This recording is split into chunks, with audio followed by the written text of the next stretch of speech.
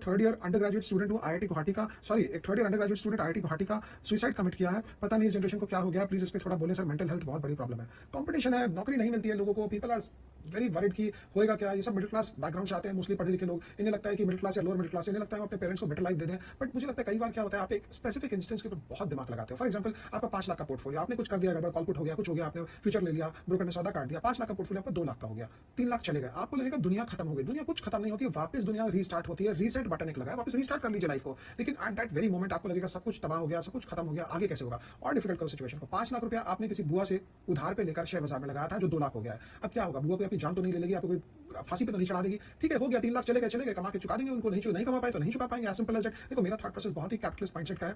I try to do it, wouldn't happen, ठीक है, वापस ट्राई करेंगे, वापस नए हिसाब से कर लेंगे। इसमें ये मतलब नहीं होता कि कोई सुसाइड कर ले जाकर अपनी जान ही ले ले कि यार अब ये बुआ जी का 5 लाख मैंने लगाया था, उसका सिर्फ 2 लाख बचा है और बचा नहीं है। तो ये सिचुएशन जब होती है तो आपको लगता है कि इससे खतरनाक सिचुएशन, इससे बेकार सिचुएशन कभी लाइफ में हो ही नहीं सकती। मुझे लगता है कि हर एक सिचुएशन लाइफ की, unless it relates to the death of a near and dear one, manageable होती है। कोई घर में किसी की डेथ हो गई है, वो कैसे मैनेजेबल होगी। चला गया तो जिंदगी भर के लिए चला गया, इस जीवन काल में तो आप देखोगे नहीं वापस। अगले जीवन में कौन कहां बनेगा, कौन कहां पैदा होगा, कौन कहां क्या करेगा, वो अनसर्टेन है। वो सब अपने मन को शांत करते हैं कि यार अगले जन्म में ये करे होगा, अगले जन्म में वो होगा। तो ये आपको समझना पड़ेगा कि जब इतना स्ट्रेस आता है, बच्चों की बात हो रही है, तो ये स्ट्रेस कोई दुनिया खत्म नहीं होगी आपके लिए। आप उसको एस्टिमेट करते हो कि ये जब स्ट्रेस आ गया, मेरा नौकरी नहीं लगी, मेरे एग्जाम खराब हो गए, मेरे यहाँ पे घर पे लोग लेनदार आ गए, मेरे पास पैसे नहीं है देने को, मेरा घर बैंक ने उठा के वापस बेच दिया।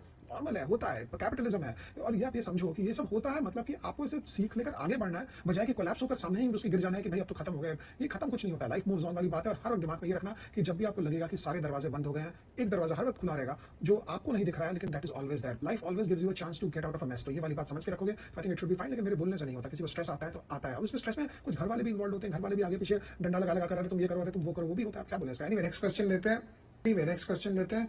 सौरभ कुमार बोल रहे हैं